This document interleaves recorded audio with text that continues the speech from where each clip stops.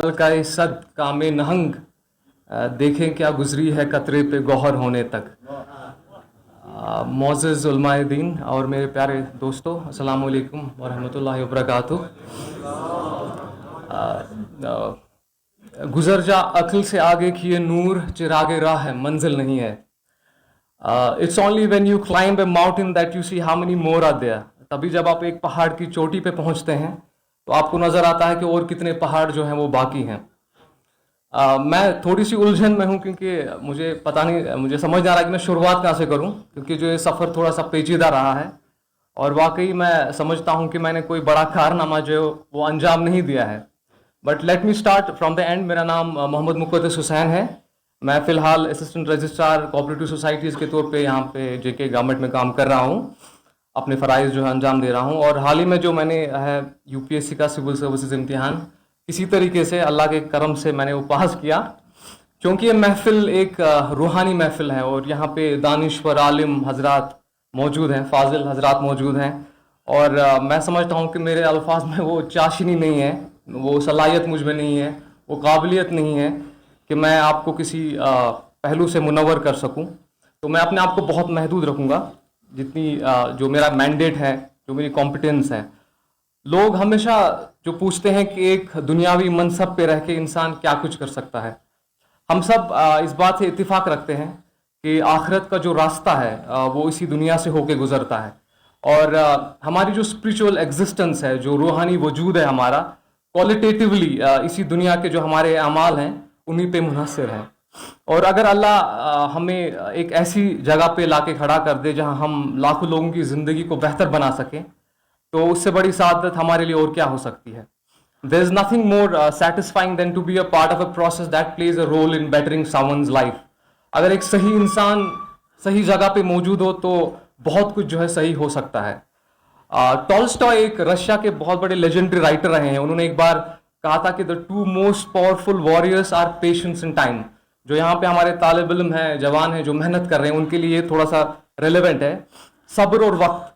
कभी कभी जो जिंदगी हमारे सामने इतनी दुश्वारियां लाके खड़ा कर देती है कि हम थोड़ा परेशान हो जाते हैं, एक तजब्जुब की जो कैफियत में हम मुब्तला हो जाते हैं, उस वक्त सब्र और वक्त जो है वो बहुत मुताबिक रखते हैं।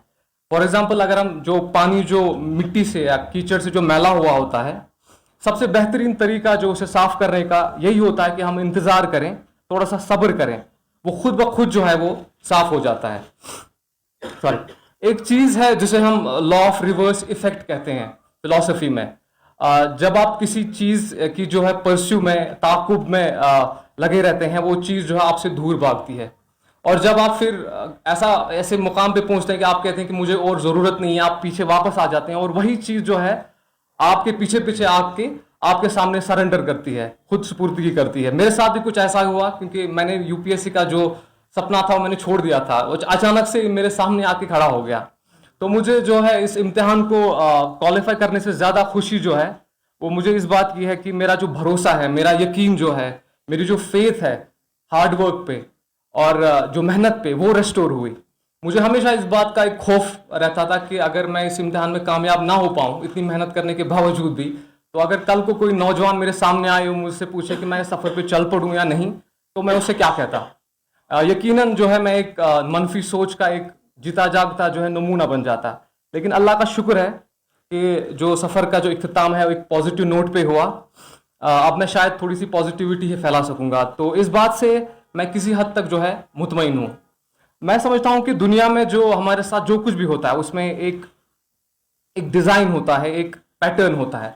फ़लसफ़े में एक चीज़ हम पढ़ते हैं फिलॉसफी में, जिसको हम अमारा इफेक्ट कहते हैं। जो अंग्रेजी में अगर if I want to put it, the advantage of disadvantages and the disadvantage of advantages. कहीं ना कहीं ये जो है तवक्कुल से भी जो मुमासलत रखता है। कभी कभी फॉर एग्जांपल जो चीज़ फौरी तौर पे हमारे लिए काम करती है, तवील मुद्दत में, लॉन्ग टर्म में जो है वो हमारे लिए कारआमद साबित नहीं हो पाती। और जो चीज़ इब्तदाई तौर पे हमारे लिए काम करती है वो आगे जाके काम नहीं करती, वो हमारे जो आगे जाके हमारी कामयाबी का जो है वो बाइस बन जाती है। मैंने भी शुरू में बहुत सारे जो है इम्तिहान दिए और हर एक इम्तिहान में फेल हो गया।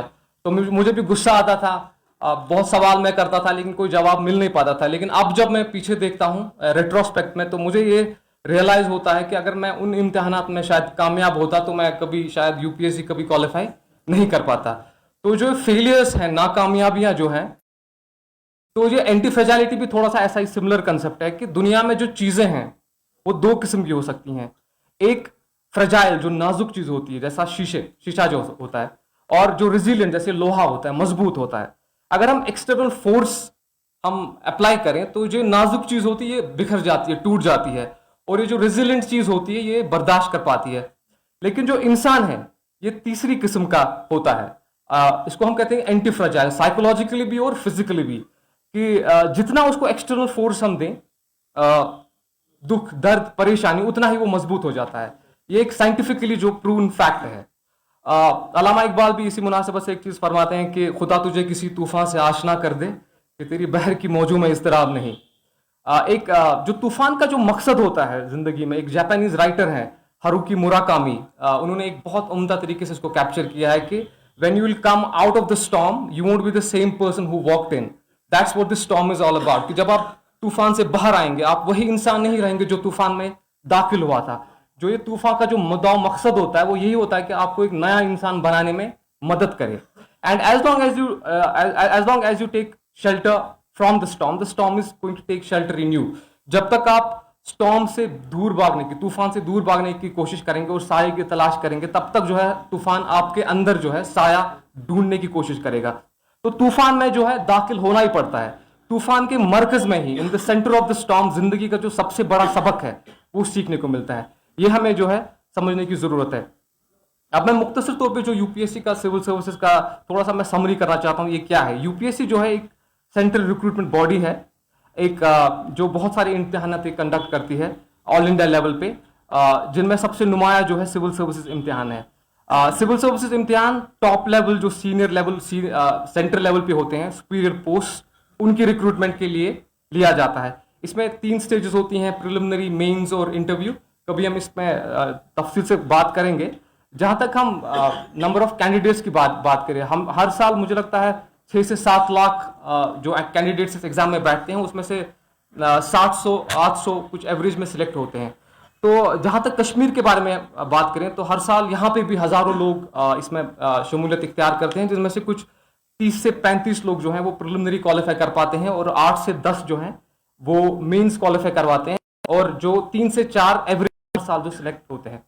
तो इतने कम जो कैंडिडेट सिलेक्ट क्यों होते हैं? इनमें 2 रीजन में मुझे लगता है 2 वजूहात हैं। एक जो स्ट्रक्चरल बुनियादी जो वजह है वो है कि जो support structure, calculated risk life में लेना सीखे। रेकलेस रिस्क नहीं, बट कैलकुलेटेड रिस्क।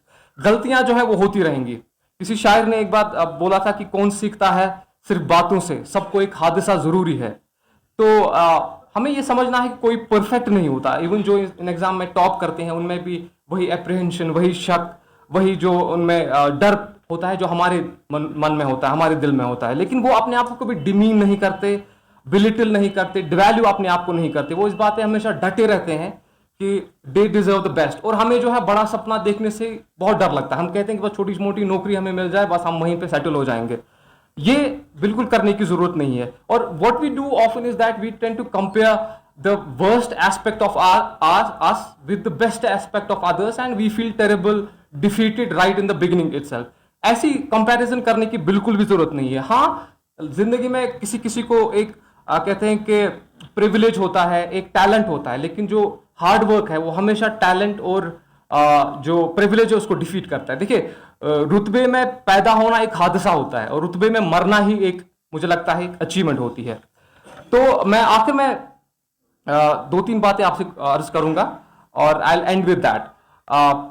ये मैं अपने आप से ही मुखातिब हूं, और जो भी लोग सिविल सर्विस में आना चाहेंगे खास तौर पर उनके लिए एक याददानी कि एडमिनिस्ट्रेशन जो है एक बहती दरिया की तरह है। इसमें बहुत चीजें जो है बहती हैं, गलाजत भी बहती है, नजासत भी बहती है।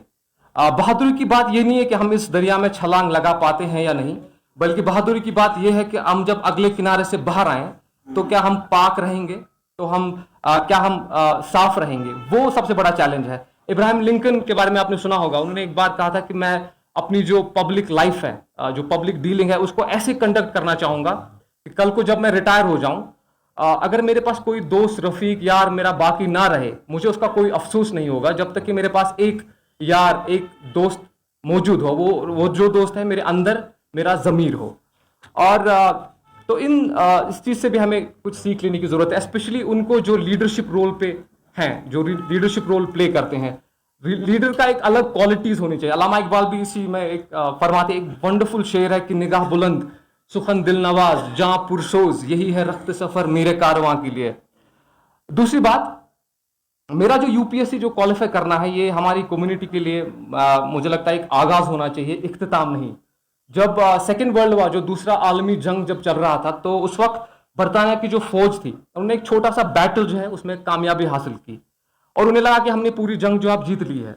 तो जो उस वक्त बरतानिया के वजीर आजम थे, विंस्टन चर्चिल, उनने उनसे मुखातिब होकर कहा कि look, this is not the end, this is not even the beginning of the end, but it is the end of the beginning. कि ये इख्तिताम नहीं है, ये इख्तिताम का आगाज भी नहीं है। हाँ, इसे आप आगाज का इख्तिताम कह सकते हैं। और तीसरी और आखिरी बात, मैं तालिब इल्मों से, एस्पिरेंट से, नौजवानों से खासतौर पर दरख्वास्त करूंगा कि आप जिंदगी में जो कुछ भी करना चाहें, KS IAS ही सब कुछ नहीं है, लेकिन कोशिश करना कभी ना छोड़ें। डिसइल्यूजनमेंट, फेलियर्स, डिसअपॉइंटमेंट से आती रहेंगी। कभी कभी आपको बहुत शक होगा, डर लगेगा, लेकिन हमेशा याद रखना चाहिए, जोसेफ कैम्बल एक बहुत बड़े जो है स्कॉलर रहे हैं, मिथोलॉजी और स्पिरिचुअलिटी पे उन्होंने बहुत कुछ लिखा है। उन्होंने कहा एक बार कि as you will go down the way of life, you will see a great chasm, jump, it's not as wide as you think it is. कि जब आप जिंदगी का सफर तय कर रहे होंगे, आपके रास्ते में एक बहुत बड़ी खाई आएगी, यकीन के साथ छलांग मारे, ये इतनी चौड़ी नहीं है जितना आपको डर है। और ये भी हमेशा हमें समझना पड़ेगा कि जो प्रोग्रेशन होता है वो हमेशा लीनियर नहीं होता। बेहतरी का जो रास्ता होता है वो सीधा नहीं होता, टेढ़ा मेढ़ा होता है, खुरदुरा होता है, मगर आपको रुकना नहीं है। वो कहते हैं कि even if you are going through hell, keep going. कि अगर आप जहन्नुम से भी गुजर रहे हो, चलते रहें, रुकना बिल्कुल भी नहीं है। पर हमेशा याद रखें कि अल्लाह पे भरोसा रखें, तवक्कुल करें और पॉजिटिव माइंडसेट जो है वो अपने अंदर पैदा करें। साहिर लुधियानवी साहब ने एक दिलकश अंदाज में इसी चीज के बारे में एक शेर लिखा है, and I am going to end with this के रात भर का है मेहमान अंधेरा, इसके रोके रुका है सवेरा। बहुत बहुत शुक्रिया, थैंक यू वेरी मच।